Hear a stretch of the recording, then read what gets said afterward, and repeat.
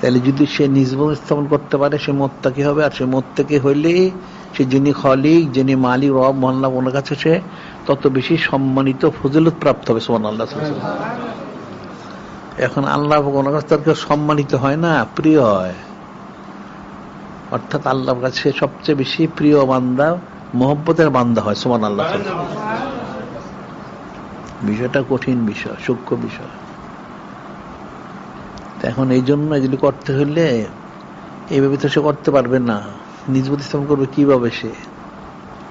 সে তর্জ তরিকা তো সে জানে না, কেমনে করবে? এই জন্য একজন কামেল শায়েখ বায়াত গ্রহণ করতে হয়।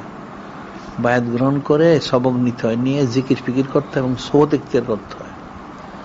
জিকির ফিকির করবে, সৌদ ইখতিয়ার করবে, আদেশ নির্দেশগুলি পালন করবে, তখন তার পক্ষে সে নিজবতটা স্থাপন করা সম্ভব হবে। এটা একটা কঠিন বিষয়। যে হাদিসে বলা হচ্ছে আর শাইখু লিকাউমিহি কান্নাবিয়্যি ফি উম্মতিহি, একজন কামেল শাইখ হচ্ছেন সম্প্রদায়ের মধ্যে, কাউমের মধ্যে সম্মানিত। কতটুক সম্মানিত? একজন নবী এবং রসুল আলাইহিস সালাম ওনারা যেমন উম্মতের মধ্যে সম্মানিত, ঠিক একজন কামেল শাইখ তিনি ওনার কাউমের কাছে তদ্রুপ সম্মানিত। সুবহানাল্লাহ। সে ইত্তেবা যদি করে, অর্থাৎ বায়াত গ্রহণ করে সবক নিয়ে জিকির ফিকির করে এবং আদেশ নিজকে পালন করে, তখন সে আসলে সেই নিজবতটা সে স্থাপন করতে পারবে। কারণ সে তো একা একা পারবে না, যে সাজারা শরীফটা দেওয়া হতে হয়। এই জন্য বলা হয় যারা সালিক সালিকে বায়াত গ্রহণ, তার জন্য সাজা শরীফ পড়াটা ফরজে আইন, প্রতিদিন একবার পড়বে। যে সাজা শরীফ হচ্ছে একটা সিলসিলা, নিজবতটা, এই নিজবতটা পড়লে সে বুঝতে পারবে। ওই নিজবতের মাধ্যম দিয়ে যদি সে স্থাপন করতে, তখন তার ফয়েজ তাওয়াজ্জুহ সে পাবে। তখন তার সাথে নূরে মুজাসসাম হাবিবুল্লাহ হুজুর পাক সাল্লাল্লাহু আলাইহি ওয়াসাল্লাম ওনার সাথে একটা সম্পর্ক, একটা নিজবত স্থাপিত হবে। সুবহানাল্লাহ সাল্লাল্লাহু আলাইহি ওয়াসাল্লাম। এছাড়া তো হবে না। আদেশ নিষেধ পালন করতে হবে, জিকির ফিকির করতে হবে, সৌদ ইখতিয়ার করতে হবে, সুন্নত পালন করতে হবে, ইলম কালাম চর্চা করতে হবে, সবটা করতে হবে। আদেশগুলি সব পালন করতে হবে। আদেশগুলি পালন না করলে তো হবে না। মানুষ তো সেগুলি বুঝে না। যেমন এই হাদিস শরীফে যদি বলা হলো একজন নবী রাসূল ওনারা উম্মতের কাছে যেরূপ সম্মানিত, একজন কামেল শায়েখ ওনার যারা কাউম সম্প্রদায় তার কাছে তদ্রুপ ওনারা সম্মানিত, তাইলে সব কোন উম্মত যদি কোন নবী রাসূল আলাইহিস সালাম ওনার কথা না মানে, তো ঈমান তো থাকবে না। তাহলে সেটা কেমন হবে? এটা তো ফিকির করতে হবে। এটি কিন্তু বলছেন যে কবি হাফিজুর রহমতুল্লাহ রায়। মানুষ তো এটা বুঝে না। বোমায় সাজ্জাদা রঙিন কোন গারাত পীরে মগাগুয়াত কে সালেক বেখবর না বোঝে রহর আছে মঞ্জিলেহা।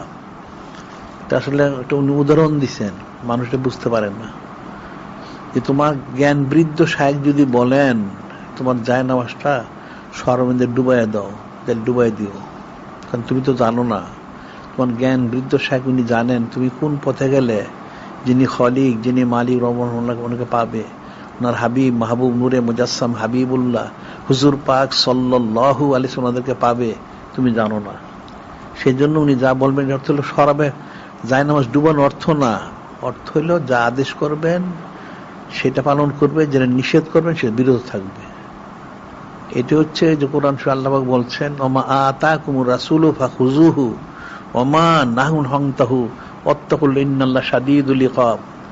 আল্লাহ পাক তো বলে দিয়েছেন এখানে, এটা আমার হাবিব মাহবুব নূরে মুজাসসাম হাবিবুল্লাহ হুজুর পাক সাল্লাল্লাহু আলাইহি ওয়াসাল্লাম তিনি যা এনেছেন, অর্থাৎ তিনি যা করতে বলেছেন তোমরা সেটা করবে, যেটা নিষেধ করছে সেটা বিরত থাকবে, এটা বলে দিচ্ছে স্পষ্ট। এই বিষয়ে যিনি খলিক যিনি মালিক রব ভয় করো, তিনি কঠিন শাস্তিদাতা। তাহলে তার অর্থটা কি হইল?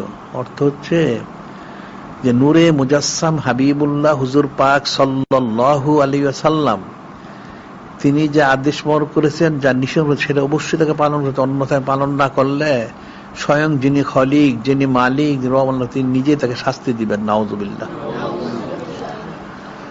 বিষয়টা হচ্ছে কঠিন বিষয়। কাজে সেই আলোকেই বলা হচ্ছে কেউ বায়াত গ্রহণ করলে তার জন্য সেই আদেশগুলি নিষেধগুলি পালন করা দরকার। তার জিকির ফিকির করা উচিত, সৌদ ইখতিয়ার করা উচিত এবং সেই অনুযায়ী সুন্নত পর ইত্তেবা করা উচিত এবং সেই অনুযায়ী ইলিমও অর্জন করা উচিত। তখন সে এই ফয়েজ তাওজ্জু পাবে, নিজবত হাসিল। ফয়েজ তাওজ্জু হচ্ছে নিজবতটা, ফয়েজ তাওজ্জুর মাধ্যম দিয়ে সে নিজবতটা হাসিল করে। যত নিজবত হবে তত তার জন্য তরক্কি, অর্থাৎ তত বড় সে ওলি আল্লাহ হইতে পারবে। সুবহানাল্লাহ। নিজবতটা কম হইলে ছোট ওলি আল্লাহ হবে, আর বড় ওলি আল্লাহ হইতে হলে বেশি নিজবত হাসিল করতে হবে। যত বেশি মহব্বত তত মর্যাদা। এখন যিনি খলিক, যিনি মালিক আল্লাহ, উনি তো ওনার হাবিব, মাহবুব, নূরে মুজাসসাম হাবিবুল্লাহ হুজুর পাক অনেক মহব্বত করেন। সবচেয়ে বেশি মহব্বতের জন্য সবচেয়ে বেশি সম্মানিত। এই জন্য শুধু এক কথায় উনি যিনি খলিক, যিনি মালিক আল্লাহ পাক, তিনি না, এছাড়া সব। সুবহানাল্লাহ। ঠিক যে যত বেশি নিজবত স্থাপন সে তত বেশি মহব্বতের পাত্র হবে, আর যত বেশি মহব্বতের পাত্র তত তার সম্মান মর্যাদা, তত বড় ওলি আল্লাহ। সুবহানাল্লাহ।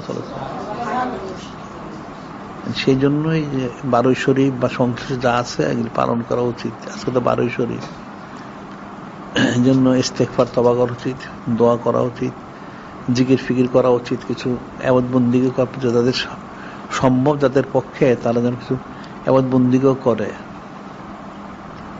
আর এই মাসের জন্য তো এই যে শাবান শরীফ মাস, আজকে 12 তারিখ, এখন কালকে দিনটা যাবে, এরপরে 13 তারিখ রাত্রে সাহারি খেতে হবে, দিনের বেলা রোজা রাখতে হবে, আবার 14 তারিখে রাত্রে সেহরিকে রোজা রাখতে হবে, এরপর তো শবে বরাত পালন করতে হবে।